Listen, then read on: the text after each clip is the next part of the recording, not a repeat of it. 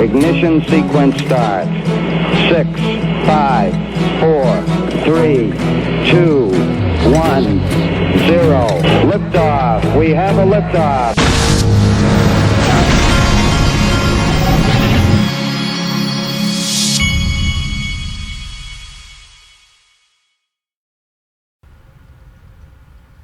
Hey everybody, this is the Digital Asset Investor, and I wanted to drive a point home that I don't feel like I truly drove home when this news came out yesterday. This is the article on CoinDesk about Ripple hiring the legal expert behind the Token Taxonomy Act. Now this is Ron Hammond that was just hired by Ripple.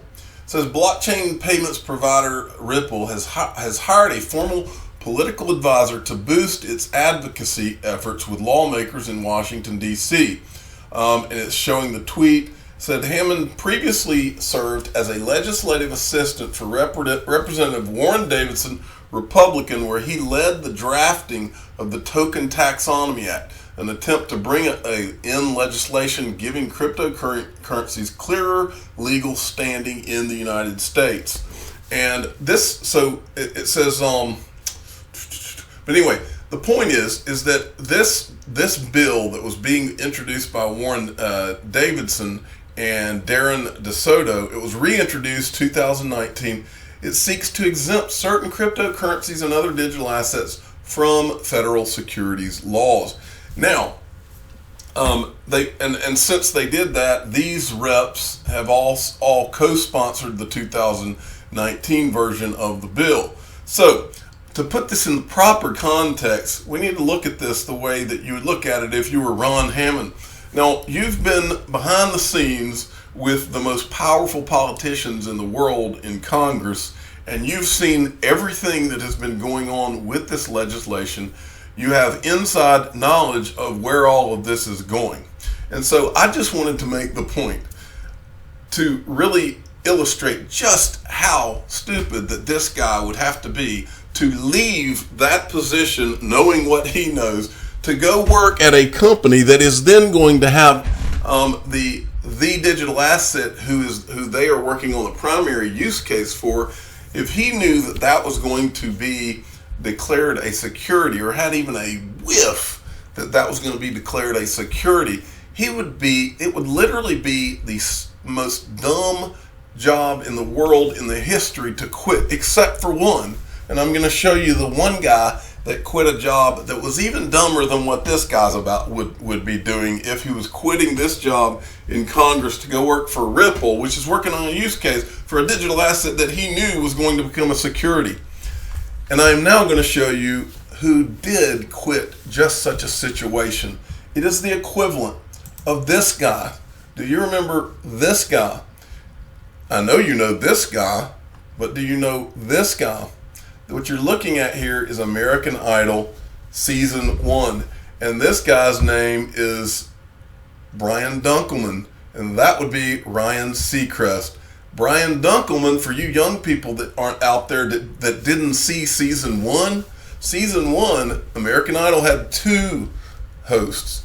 They had Ryan Seacrest, who became the host, and they had Brian Dunkelman.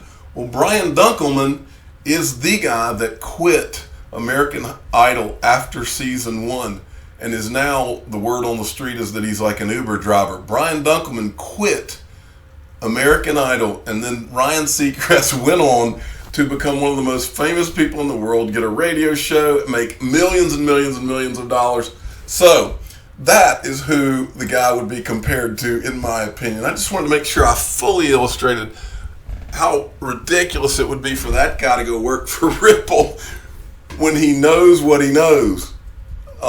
Okay, next, Malta. I think that we have now driven that point home. Malta Gaming Authority advances efforts to bring crypto to licensed casinos.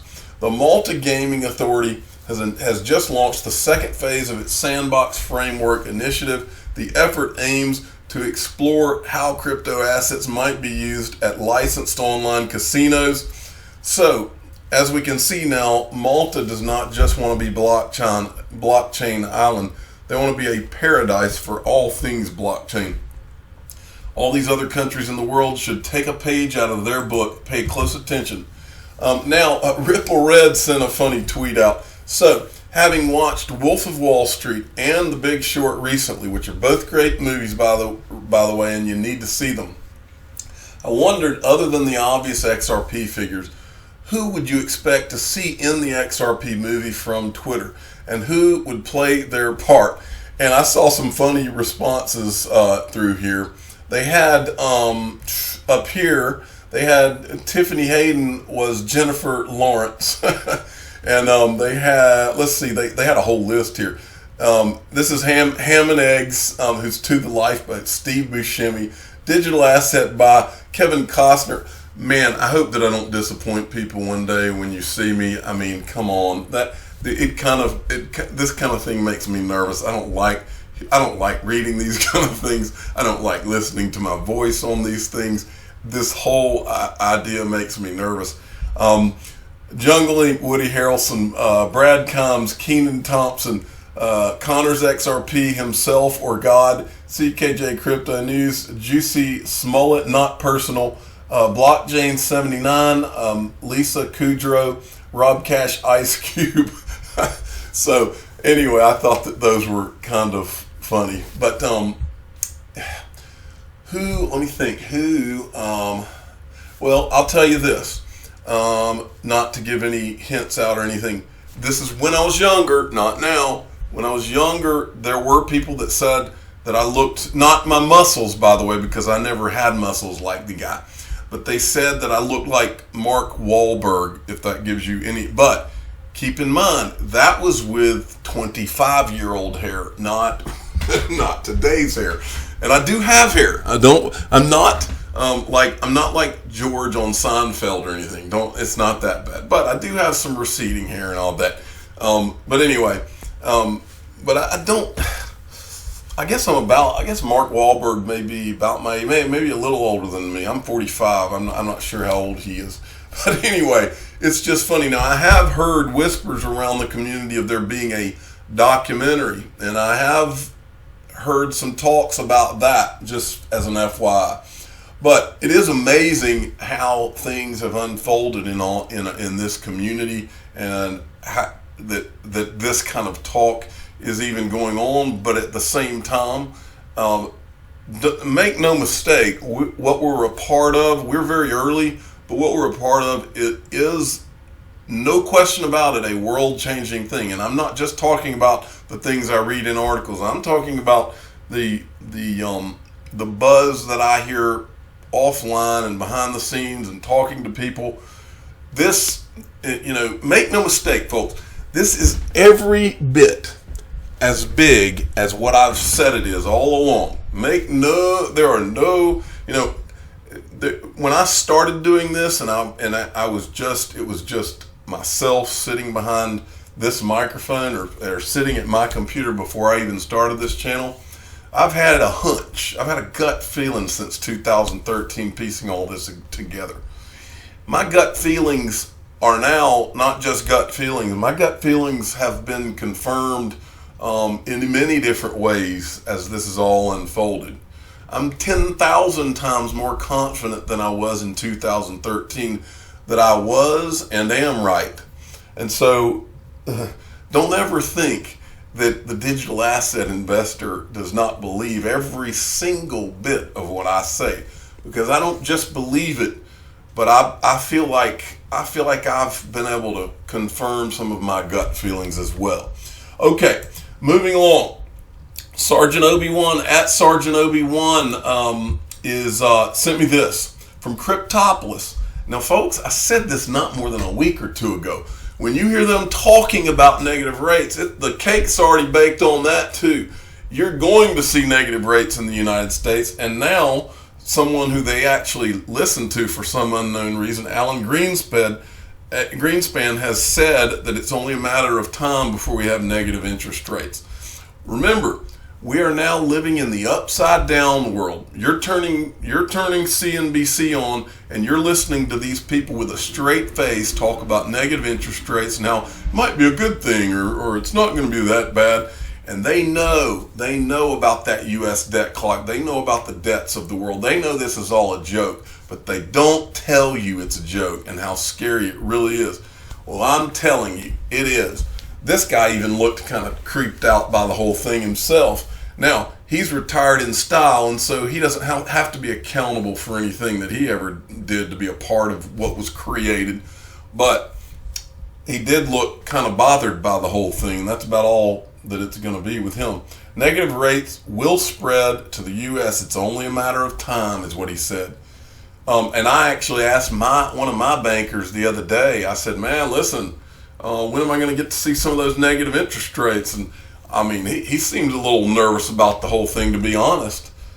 Everybody should be nervous. Everybody should be terrified about this upside down financial world that we live in now, because there's nothing normal about this. And those people, if they were telling the truth when they're on CNBC and on these sites, ZeroHedge.com tells the truth. If the rest of these people were telling the truth, then we would all be terrified. Now, I personally don't agree with their philosophy, which is, we don't want to scare the folks. Well, I've always believed that the truth is for everyone.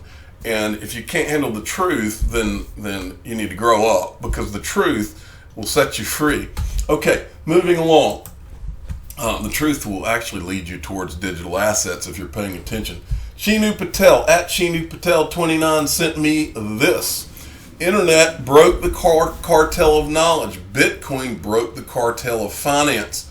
Folks, a lot of people don't really realize this. I've told you 1,000 times. When I was a kid, the fathers would come home at 6 o'clock at night, and they would sit down and they would watch the evening news. You didn't have 24-hour news then. All you had to get your news was a physical newspaper, or you would watch one of the networks, one of the 3 or 4 network stations, their evening news. And the evening news, so all of that news was controlled. That power was consolidated. If someone owned a huge newspaper or one of those networks, you controlled the news. You controlled what everybody thought. And it wasn't until the internet came along and you had the Drudge Reports and the Zero Hedges that people were actually started to be told the truth about some things. I'm not saying all things, but people began to hear the truth about things. And the truth, in the eyes of dictators and people who like to control the truth is a bad thing, because their control of the truth is what keeps their power consolidated. Well, when the internet came along, that's how you saw dictatorships fall. I believe Twitter actually was responsible for Egypt falling apart and different places, areas of the world. Now, think about this for a minute, folks. If information could tear down those kind of walls, and the information, and all of a sudden the truth was provided to the people, what is going to happen when what he's saying here, Bitcoin broke the cartel of finance? Because now we're talking about money. What happens when those walls get torn down, folks, and we have free flow, and those same dictators can't control the money the way that they used to be able to control? All of a sudden, what do you have? I'll whisper it, a level playing field. How about those apples? To quote Matt Damon in, what was the movie Matt Damon became famous off of? It was the one with Robin, man, I'm so bad with names. I always forget names right in the middle of this show, and I'm so sorry, but I just do sometimes. Okay, but it was Matt Damon and Ben Affleck. They wrote the movie together. Good Will Hunting, got it. And it was Robin Williams, God rest his soul, one of the funniest men on the planet. Brown Melancholy XRP at Mike Honcho _11 sent me this from Stuart XRP. Great tweet right here as usual. Give this guy a follow. The future is here. Blockchain and digital assets change. Marcus Treacher, Global Head of Strategic Accounts at Ripple, November 14th, 2017. Adoption, considerations, and tactics. Now, this is a slide from this presentation that he did, and I want you to look at this. If you've been following this channel and others in the XRP community, this ought to blow your mind because it really lays it out. One, this is the steps in adoption of Ripple software and XRP. One, use case validation. They did proof of concept with 12 banks, proof of concepts with payment providers. Think MoneyGram and where they are now versus then when they were in stage one. Two, regulatory clarity. Development of virtual currency frameworks focus on use cases over technology. Three, creating market liquidity. Exchange listings, volume incentive programs, spread guarantee programs, engaging market makers and payment service providers. Now, when you read number 3, I want you to think about Brad Combs and his pre-allocation theory, because I want to read these again just so it really sinks in. Creating market liquidity, exchange listings, volume incentive programs, spread guarantee programs, engaging market makers and payment service providers. Adoption of a digital asset. 4, on-demand interbank liquidity, enabling access fiat currencies, expanding payment reach, improving capital efficiency. Are you starting to see this picture come together, folks? Okay, 12 Bullets Left sent me this. This was my laugh out loud for the day right here. This is from this lady, Jessica Walker. Argentina, and she, let me see what she does. Educating and informing on life and changing potential of crypto blockchain. Well, as you can see, this is a good-looking woman. That's why I'm telling you that, because it made me laugh so hard. Argentina puts 10K limit on dollar access for citizens. In my mind, this will drive demand for Bitcoin. Could capital controls in Argentina drive Bitcoin adoption? Well, we've been talking about this Argentina issue. But as you scroll down, you see she's obviously a good-looking woman, and then you keep scrolling down, and there's a if you watch the video, it's 1 minute and 28 seconds, and then you get down here, and Boyd Oakes made me laugh today. He said, "What did she say?" I guess all men think alike, huh? Okay, but Boyd, you made me laugh today out loud. Every day, if somebody on Twitter makes me laugh out loud, I am going to feature it because I think it's funny. Okay, X-Men XRP at XRP33. There she is. IMF chief Christine Lagarde encourages open cryptocurrency regulation. I'm just going to read you her quote here. In the case of new technologies, including digital currencies, that means being alert to risks in terms of financial stability, privacy, or criminal activities, and ensuring appropriate regulation is in place to steer technology towards the public good. But it also means recognizing the wider social benefits from innovation and allowing them space to develop. Well, let me make a prediction here, because this lady right here, when the history books are written, if it is possible to put someone's face on a digital asset, you will see people in the future will see her face on a digital asset, because historically she's going to be remembered for her contribution to the space, and I think that she will be seen as having been one of the most important people in the world change that we're about to see. Now, I have received a request, and I'm going to honor this request. Craig Heaton, he's at CEH 417-606-48. He apparently is a football over in Europe fan, football, which is in America we call soccer. He has requested to be, and I have to read this because his title is so long. He has requested, and I'm pulling up my list of names, he has requested to be the official Manchester City Football Club supporter in the UK of the Digital Asset Investor channel. So it is decreed. And so Craig Heaton, you are now hereby the official Manchester City Football Club supporter in the UK of the Digital Asset Investor channel. And I wanted to give a shout out. This is Dustin Plante. I spoke with him today, and he runs lifestough.com. This is him right here. This guy has a podcast, and again, that is lifestough.com. Go check him out. He has a podcast, and he's also written a book. But he interviews on his podcast a lot of big time folks. I think I saw where he had interviewed Evander Holyfield. And just to tell you a short story real quick, my dad was one time at a resort, and I don't remember where it was, but my dad happened to, he sits down at the bar to have a beer and a hot dog, and Evander Holyfield is sitting right beside him. And my dad sat down and he said he had a 30-minute conversation with Evander Holyfield. And my dad's only advice to Evander Holyfield was not to get involved with Don, what was the guy's name with the hair that stuck straight up? The guy that was the, once again, I draw a blank with a name. Why does this always happen? The guy that managed Mike Tyson for a while. Don King, got it. Oof, finally, I'm catching up here. Okay, but anyway, my dad told Evander Holyfield not to get involved with Don King, and I think he did anyway, as I recall. But anyway, back to Life's Tough.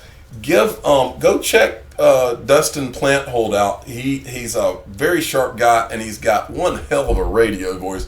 And I told him I was very jealous of his radio voice. And I also heard a guy on YouTube this week. His name's Kevin Cage, and this guy has quite the radio voice too. And I actually messaged him and told him the same thing. When I hear these guys talk, I'm like, wow. But anyway, go listen to Dustin's podcast as well. This guy seems like a very energetic and like down-to-earth guy.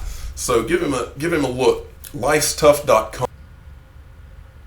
This is the Digital Asset Investor. I am not an investment advisor. This is for entertainment purposes only.